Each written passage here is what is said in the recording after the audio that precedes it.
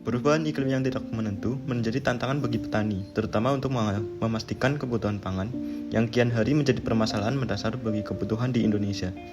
Seringkali, petani mengalami kesulitan dalam mengukur dan memantau tingkat nutrisi dalam tanah, serta menentukan dosis pupuk yang tepat. Pupuk menjadi peran utama dalam pertumbuhan tanaman sebab mengandung unsur-unsur penting bagi pertumbuhan seperti nitrogen, fosfor, dan kalium. Kesalahan dalam pemberian pupuk dapat mengakibatkan penurunan kualitas hasil panen, dampak negatif pada lingkungan, dan kerugian finansial. Selain itu, petani mengalami kesulitan dalam memantau tingkat nutrisi dalam tanah yang sukar untuk ditentukan secara dini. Di sisi lain, pengujian nutrisi dalam tanah dengan pengambilan sampel tanah yang uji secara manual memakan banyak waktu dan membutuhkan biaya yang besar. Untuk mengatasi permasalahan ini, investor mengusulkan solusi inovasi yang dapat membantu petani dalam memantau nutrisi tanah dengan akurat. Salah satunya dengan dibuatnya sistem monitoring nutrisi tanah berbasis AIoT.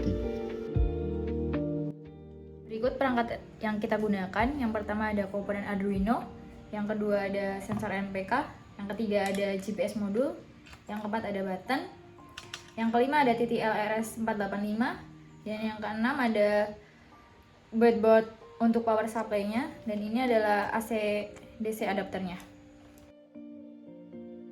Cara kerja sistem monitoring ini, yang pertama pengguna harus menancapkan sensor NPK ke dalam tanah, ke dalam media tanah. Kemudian setelah sensor NPK sudah ke media tanah, pengguna harus menekankan tombol. Kemudian Arduino akan mengirimkan data ke ThingSpeak berupa nitrogen, fosfor, dan kalium secara real time.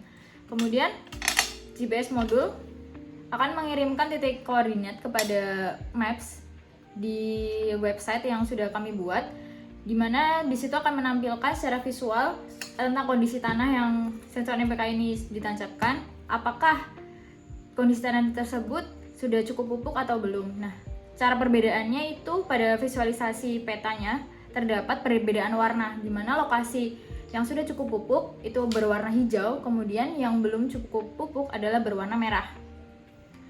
Jadi dari sini bisa membantu petani ketika tahu di mana saja lokasi yang kurang pupuk dan di mana lokasi yang sudah cukup pupuk, untuk menghindari terjadinya kebanyakan dosis pupuk.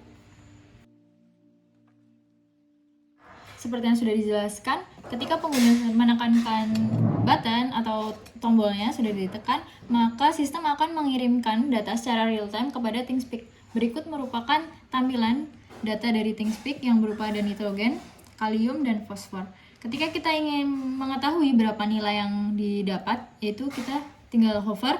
Kemudian ada nih nitrogen bernilai 95, fosfornya bernilainya 64, kemudian ada kalium juga nilainya adalah 79, dan ada waktunya, kemudian ada tanggal dan juga tahunnya. Seperti yang sudah dijelaskan tadi, ketika sistem sudah berjalan, maka GPS modul akan mengirimkan berupa titik-titik koordinat yang akan ditampilkan secara visual kepada website. Nah, berikut merupakan tampilan pada website.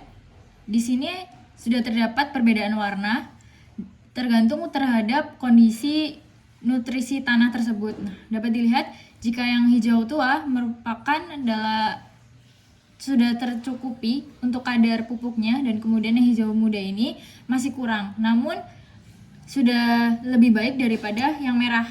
Nah, di sini tidak ada yang kurang ya, tidak ada yang kurang untuk kadar pupuknya. Jadi cuma ada dua kondisi, yaitu sudah tercukupi sangat baik dan yang ini belum tercukupi.